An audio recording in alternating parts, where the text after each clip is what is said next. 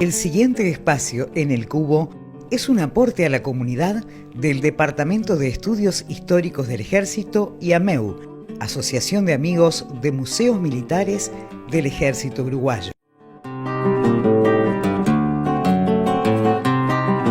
Soy el coronel licenciado Alfredo Bravo y en el capítulo de hoy trataremos la organización del Ejército Oriental bajo el mando del general Artigas.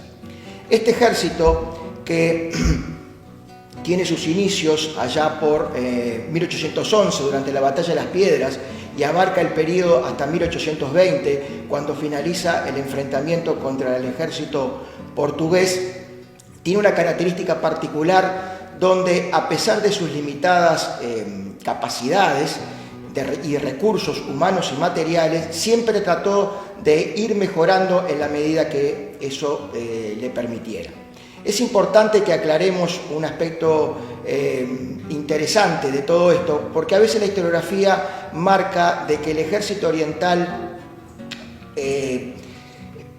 tenía deficiencias o no tenía ciertas capacidades, y hay que tener en cuenta de que él es el producto de la transición del sistema militar hispánico en América. Básicamente se manejaba en tres conceptos base de una profunda tradición hispánica. Primero, básicamente el sentido de pertenencia y por su pago, por su nación o lugar, posteriormente asumir deberes y responsabilidades para luego ser merecedor de prebendas y derechos, y finalmente, ¿verdad?, un concepto de espíritu de adaptación y aplicación de conocimiento. Estos conceptos base quizás podríamos marcarlos que ha sido la característica del ejército oriental a lo largo de la historia y de alguna manera, por qué no decirlo, hasta nuestros días. Entrando ya en la organización de la estructura militar, el ejército se componía primero de un cuartel general, donde residía su general en jefe, Artigas, junto a su Estado Mayor. Lo vemos ubicado en los dos sitios de Montevideo, lo vemos ubicados en el campamento del Salto Chico, en Arerunguay y en Purificación. El otro componente del ejército eran los cuerpos veteranos. Estos cuerpos veteranos donde estaban integrados por todos los hombres que voluntariamente ingresaban, y a partir de ahí la vida militar pasaba a ser su principal actividad.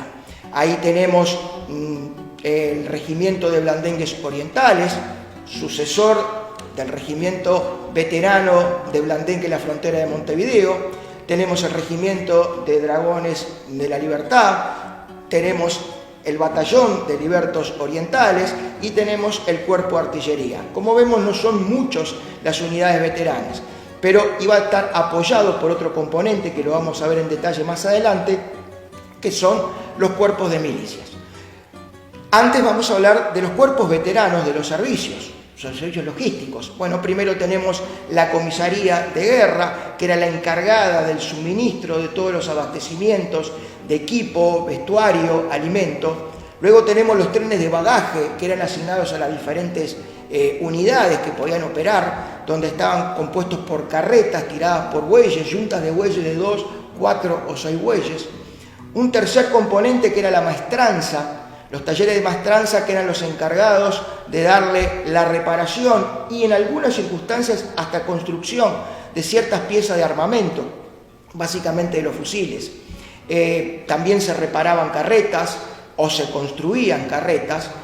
Estaban organizados en base a oficios, a los oficios tales como carpintero, herrero, talabartero, y sus cargos eran iguales que los obreros de la maestranza, o sea, maestro, artesano y aprendiz. Otro elemento importante era el hospital del ejército. El hospital del ejército con dos niveles, un primer nivel en las unidades mismo, que se llamaba, que eran los hospitales de sangre, donde se atendían a los heridos y enfermos en primera línea. En un segundo escalón o un segundo nivel se encontraban los hospitales militares u hospitales fijos, donde normalmente estaban radicados en las principales ciudades como Montevideo, Maldonado, Colonia. Incluso en Purificación hubo un hospital fijo. Y finalmente, por no ser menos importante, tenemos las estancias del rey en la época del virreinato del Río de la Plata, ya en la época de la Revolución, estancias que estaban dedicadas a la crianza del ganado caballar y el ganado vacuno. Fundamentalmente el caballar para darle la movilidad estratégica a esa fuerza que estaba en permanente movimiento. Debemos tener en cuenta de que se preveía por cada soldado entre 5 a 8 caballos. Y después tenemos el ganado vacuno, que se dividía, esa boyada, como también se le decía, que se dividía en dos componentes. La boyada específica, los bueyes para arrastrar las carretas, para esa maestranza o ese tren de bagaje, y las reses, el ganado, que era para alimentar a las tropas. ¿Cómo eran los cálculos? Bueno, por cada res se podían alimentar entre 30 a 40 soldados. Y como tercer componente y una pieza fundamental de apoyo al cuerpo de los veteranos, o a los cuerpos veteranos, tenemos los cuerpos de milicias. Los cuerpos de milicias que, a diferencia de los veteranos que eran voluntarios, estos eran obligatorios. Todos los habitantes, todos los vecinos, estantes y habitantes, como se decía en la época, debían cumplir un servicio militar entre los 16 a los 45 años.